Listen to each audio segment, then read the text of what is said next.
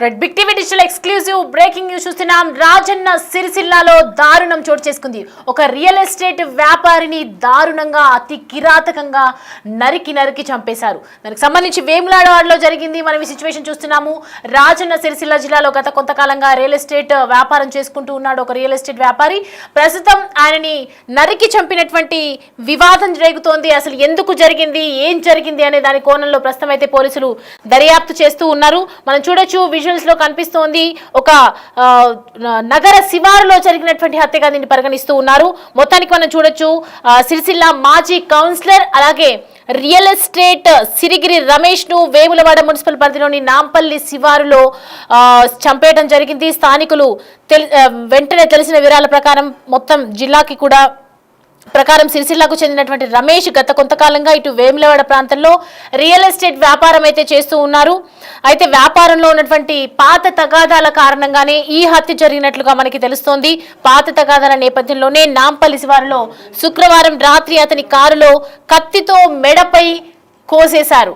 అంటే గత కొంతకాలంగా జరుగుతున్నటువంటి తగాదాల కారణంగానే ఈ హత్య జరిగింది. అనంతరం హత్య చేసిన వ్యక్తి పోలీసులకు లొంగిపోయారు. అయితే అతను చేసినటువంటి వెంచర్లోనే హత్యకు గురవ్వడం ప్రస్తుతం గమనార్హం. కొంతమంది నిందితులు అందరూ కలిసి వచ్చి ఒక్కసారిగా మహరించి ఎవరినైతే రియల్ ఎస్టేట్ వ్యాపారిని చంపేయడం జరిగింది. అక్కడ మనం చూడొచ్చు, కొంతమంది ఉన్నారు వచ్చి అక్కడ జరిగినటువంటి సిచ్యువేషన్స్ ని పూర్తిగా అదుపులోకి తీసుకున్నారు. అసలు వీళ్ళిద్దరి మధ్య ఉన్నటువంటి తగాదాలేంటి, ఎందుకు చంపేయాల్సి వచ్చింది, గత కొంతకాలంగా ఏ రకంగా మోసపోతూ ఉన్నారు, ఎందుకు వీళ్ళిద్దరి మధ్య గొడవ జరిగింది, హత్య చేయడానికి అంత కోపం ఆవేశం ఎందుకు వచ్చింది అని పూర్తిగా సిరిగిరి రమేష్ కు సంబంధించి పూర్తి వివరాలు అయితే సేకరిస్తూ ఉన్నారు. ప్రస్తుతం నిందితులు పరారీలో ఉన్నారు. వాళ్ళ కోసం గాలింపు చర్యలు అయితే జరుగుతూ ఉన్నాయి. గాలింపు చర్యలు కొనసాగుతూనే ఉన్నాయి. అతడిని వెంచర్లోనే నరికి చంపారు దుండకులు. అతి కిరాతకంగా మెడపై కోసి కత్తితో చంపి పొడిచి చంపేసినట్లుగా మనకి అర్థమవుతోంది.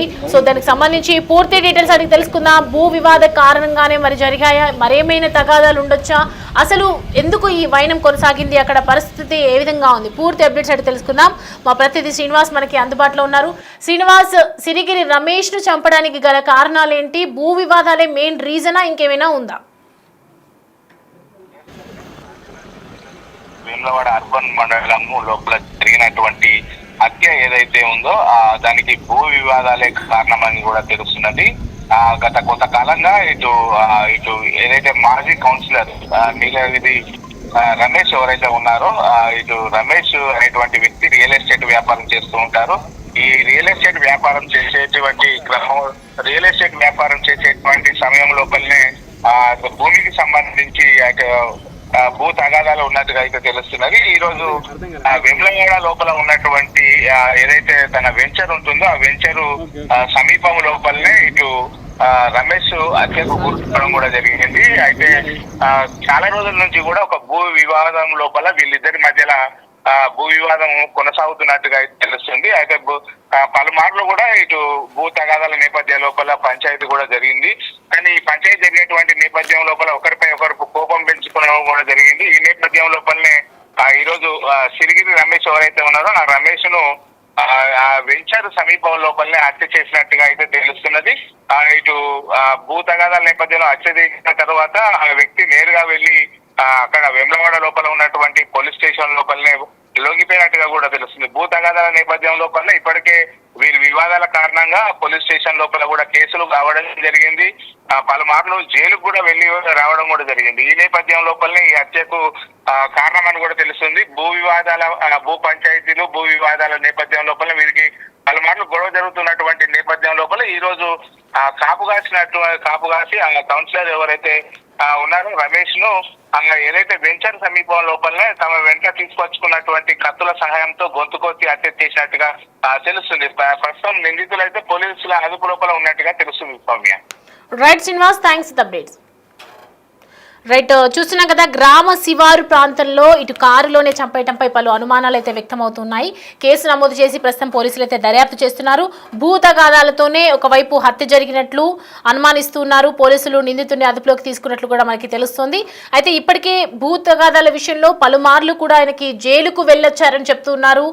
అక్కడ ఉన్నటువంటి సిచ్యువేషన్స్ ని బట్టి చూస్తుంటే అంటే గత కొంతకాలంగా రమేష్ కు ఎన్నో భూ వివాదాల తగాదాల్లో ఇలాగే ఉంటూ ఉన్నారని అర్థమవుతోంది. ఈ క్రమంలో పాత కక్షలతోనే రమేష్ ను చంపారా లేదంటే ఇతర వేరేమైనా కారణాలు ఉన్నాయా అనే కోణంలోనే ప్రస్తుతం దర్యాప్తు అయితే జరుగుతుంది. వారం రోజుల కిందట కూడా మనం చూసాం మేడ్చల్ మల్కాజ్గిరికి సంబంధించి అక్కడ కూడా రియల్ ఎస్టేట్ వ్యాపారి శ్రీకాంత్ రెడ్డిని ఒక దారుణ హత్యకి ఇదే భూ వివాదాలకు సంబంధించి దారుణ హత్య చేయడం జరిగింది. ఈ మధ్య తరచుగా చూస్తున్నాం, రోజుకు ఒక న్యూస్ వస్తూనే ఉంది, వార్తలు వినిపిస్తున్నటువంటి నేపథ్యంలో మరి ఎందుకు ఇలా జరుగుతోంది, భూ వివాదంలో ఎందుకు ఇంత రచ్చ జరుగుతోంది, రియల్ ఎస్టేట్ కి సంబంధించి ఇన్ని తగాదాలు ఎందుకు నడుస్తున్నాయి, చట్ట ప్రకారంగా ఎందుకు వెళ్ళట్లేదు, డైరెక్ట్ వాళ్ళ మీదనే గొడవకి ఎందుకు దిగుతున్నారు అంటే అనేక రకాలుగా చట్టాలు ఉన్నాయి ముందుకు వెళ్ళడానికి, ఎంతో మంది రెడీగా ఉన్నారు కానీ ఎందుకు వీళ్ళు ఒక కంప్లైంట్ చేయకుండా ఏం చేయకుండా ఇలా వెళ్ళిపోతున్నారని చెప్పి చాలా మంది కూడా దీనికి సంబంధించి రియల్ ఎస్టేట్ పై ఫోకస్ అయితే పెడుతున్నారు. ప్రస్తుతం పోలీస్ అధికారులు కూడా దీనికి సంబంధించి ఎలాంటివి జరగకుండా ఎవరెవరు మోసపోతున్నారు అనే దాని మీద కూడా సర్వే అయితే జరుగుతుంది. దీనికి సంబంధించినటువంటి కొన్ని బైట్స్ కూడా ఉన్నాయి,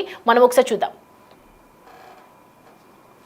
టౌన్ జ్యూరిస్డిక్షన్ లో మనకి నందికమ్మన్ దగ్గర ఒక చిన్న కొంచెం ఇంటీరియర్ ఏరియాలో ఒక కార్ లో ఒక వ్యక్తి చనిపోయి ఉన్నాడు మనకి చిన్న ఇన్ఫర్మేషన్ వచ్చింది. మా ఎస్ఐ గారు వెళ్ళి చూడంగానే దానికి ఒక స్టాబ్ ఇంజరీ ఉన్నట్టు మెడ దగ్గర ఉన్నట్లు మనకి కనిపిస్తుంది ప్రైమా ఫేషియా.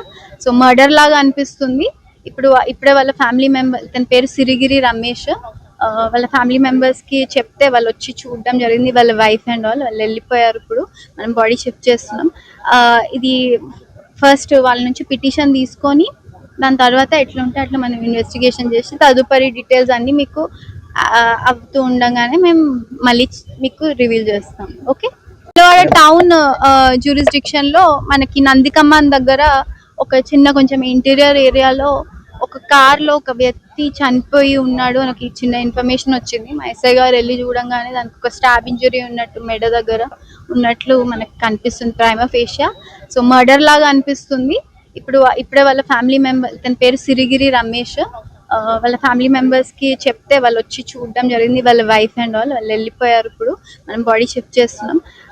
ఇది ఫస్ట్ వాళ్ళ నుంచి పిటిషన్ తీసుకొని దాని తర్వాత ఎట్లా ఉంటే అట్లా మనం ఇన్వెస్టిగేషన్ చేసి తదుపరి డీటెయిల్స్ అన్ని మీకు అవుతూ ఉండగానే మేము మళ్ళీ మీకు రివీల్ చేస్తాం. ఓకే, టౌన్ జ్యూరిస్డిక్షన్ లో మనకి నందికమ్మన్ దగ్గర ఒక చిన్న కొంచెం ఇంటీరియర్ ఏరియాలో ఒక కార్ లో ఒక వ్యక్తి చనిపోయి ఉన్నాడు మనకి చిన్న ఇన్ఫర్మేషన్ వచ్చింది. మా ఎస్ఐ గారు వెళ్ళి చూడంగానే దానికి ఒక స్టాబ్ ఇంజరీ ఉన్నట్టు మెడ దగ్గర ఉన్నట్లు మనకి కనిపిస్తుంది ప్రైమా ఫేషియా.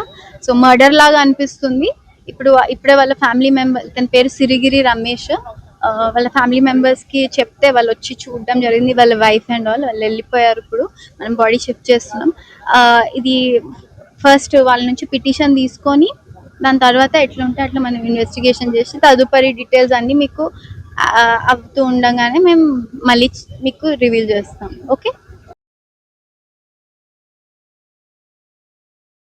రైట్, దీనికి సంబంధించి పోలీస్ కూడా ఏం మాట్లాడారో విన్నాం. అంటే గత కొంతకాలంగా ఈ సిరిగిరి రమేష్ మీద అనేక అనుమానాలు అయితే వ్యక్తం అవుతూ ఉన్నాయి. చాలా రోజుల నుంచి కంప్లైంట్స్ వస్తున్నాయి. పలుమార్లు జైలుకు కూడా వెళ్ళడం జరిగింది. చాలా రోజులుగా వీరిద్దరి మధ్య ఒక తగాదాలు జరుగుతున్నాయి. ఈ వివాదం కారణంగానే హత్య చేసినట్లుగా తెలుస్తోంది. సో మొత్తానికైతే పోలీసు చెప్పినటువంటి వివరణ ఈ విధంగా ఉంది. ప్రస్తుతం అయితే దీనికి సంబంధించి చర్యలు చేపడుతూ ఉన్నారు. అసలు దీనికి సంబంధించి గల కారణాలేంటి, సిరిగిరి రమేష్ హత్య వెనుక కారణాలేంటి, ఇంకేదైనా కోణంలో జరిగిందా, పాత కక్షలు ఏమైనా ఉన్నాయా అని పూర్తి వివరణ అయితే సేకరించే పనిలో ఉన్నారు పోలీసులు.